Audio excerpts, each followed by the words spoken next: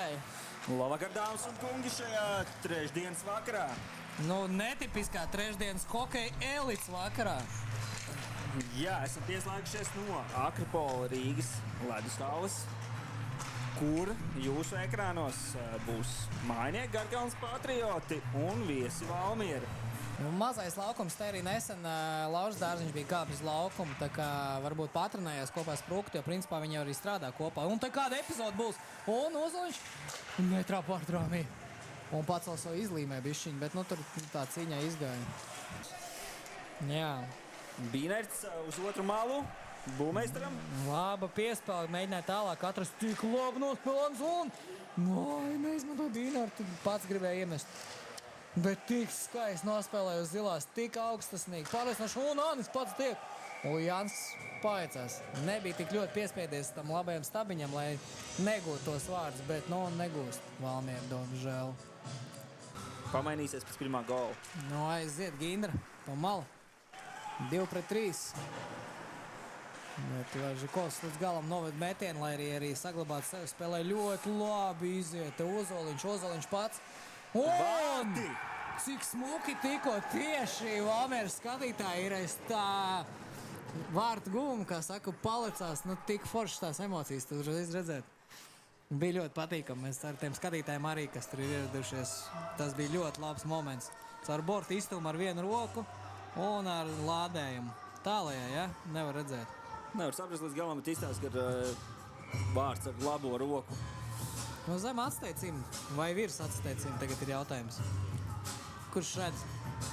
Kuram ir redz caur kameru? Bet, nu, redzēsim, ko Garkalna dos trešajā periodā. Un vispār gribas pateikt paldies katram, kurš ir pieslēdzies ekrānam, jo ir 349 skatītāji. Gaužām patīkam, kad tevi skatās daudz cilvēku. Ir tīpaši mēs gaidītu to laiku, lai mēs varam turpināt to pašu, ko mēs darām. Ja mums patīk, man patīk runāt.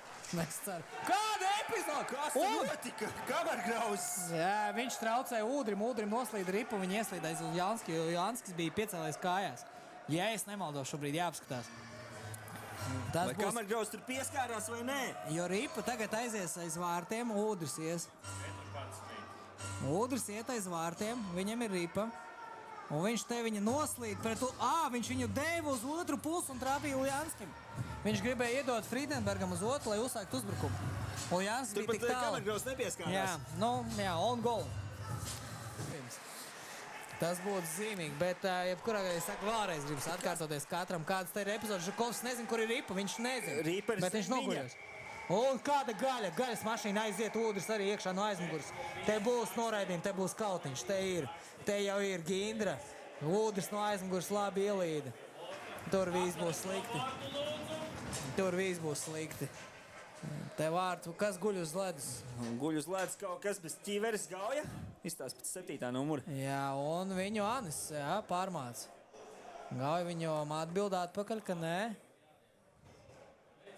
Nē, nokrit cipars. Viss kā uznāk, ka ir gaļas mašīna un viss slikti. 7. Dūša. Dūša? Nu, klīt. 7. Par 7. nekļūdījos, bet tur ir 2 7. Mums tie noraidījumi šokar ir vienkārši fenomenāli. Es varētu, man liekas, katru spēlētāju pasaukt, lai atnāk uz soliņu, lai pasēdēsim, parunāsim interviju, varētu ņemt intervijas. Mēs mierīgi varētu ņemt šajā brīdī intervijas. Un ir sirēni. Ko viņi darīs nākamajā spēlē? Kas mūs gaida Valmierā? Tā būs asins spēle, 5. spēle. Un ar tādām emocijām, ka Zalmans jau novalks ķiveres Spruktam. Kas tur būs? Es gribēšu redzēt. Šis ir vienkārši spēcīgs wow. 2-0. 4. spēle Valmiera uzvar. Mēs dodamies uz Game 5, jā.